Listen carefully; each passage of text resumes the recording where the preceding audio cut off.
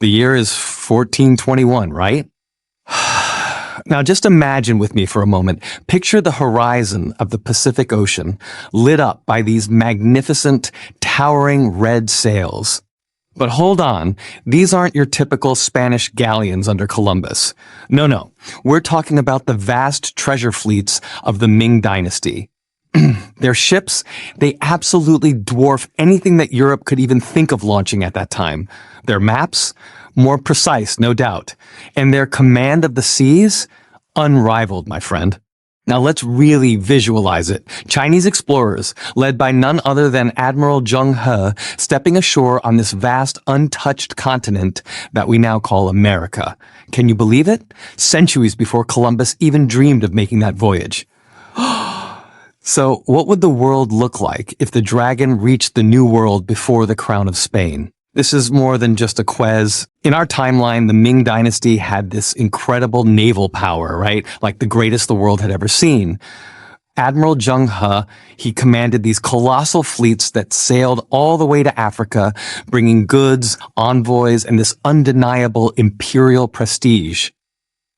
But then, after his voyages came to an end, China just turned inward. Can you believe it? The treasure fleets, they were burned, the shipyards, abandoned, and suddenly the seas became Europe's domain. But what if the Ming Emperor had chosen differently?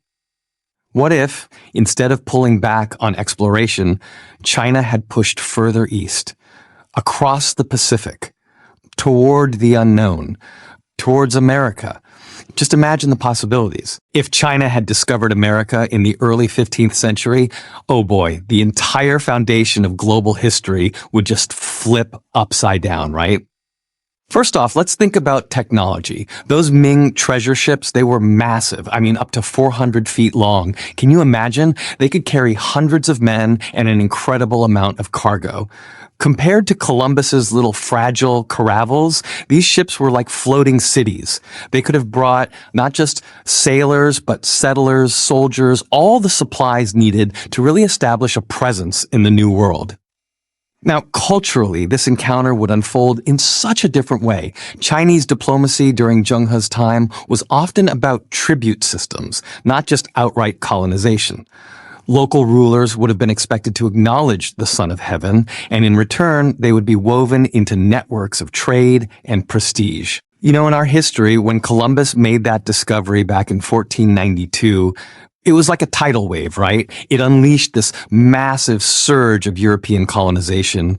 Empires, they rose, but it was on the backs of conquest, disease, and the heartbreaking exploitation of native peoples. I mean, just think about it. The Spanish, they crushed the Aztecs and Incas, while the Portuguese, they carved out Brazil. And then you had the French and British fighting tooth and nail over North America.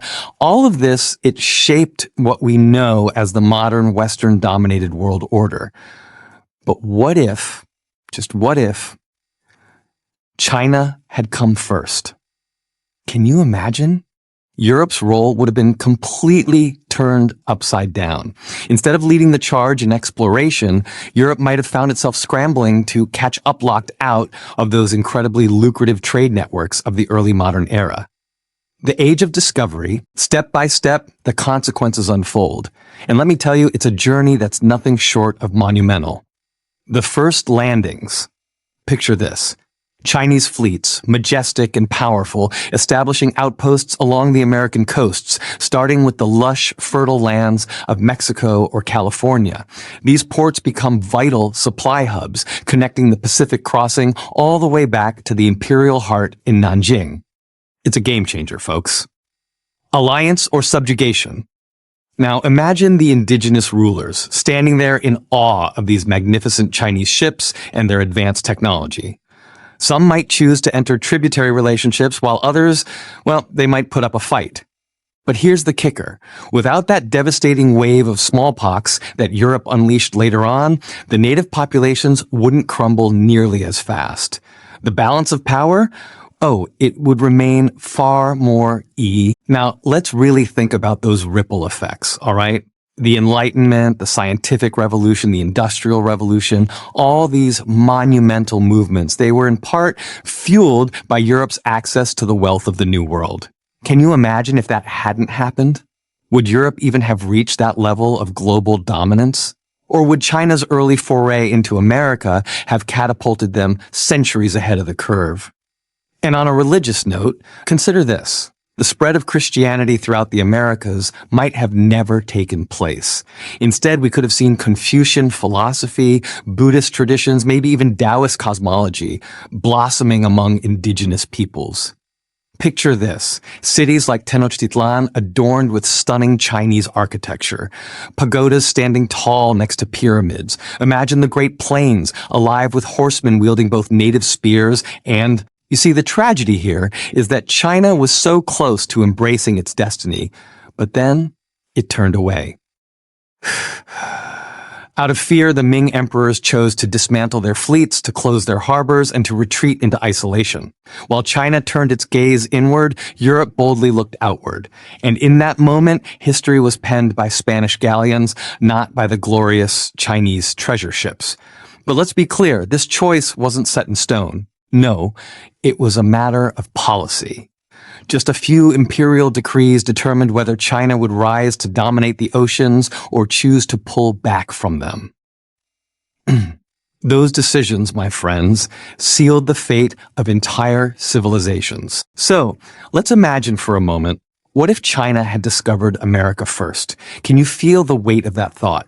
The entire world as we know it would simply vanish. No vast Spanish empire sprawling across 2 continents, no English colonies that would grow into what we now call the United States. Instead, the Pacific Ocean would become the beating heart of our world, and the American continent? It could have stood as a second home to Chinese power, long before the term globalization ever graced our lips.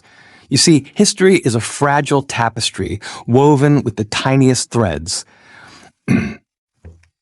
A single emperor's decision has the power to reshape entire continents. And when we pose questions like this, it's a striking reminder. The reality we live in is just one possibility among countless others. But here's the question I leave you with. If China had discovered America first,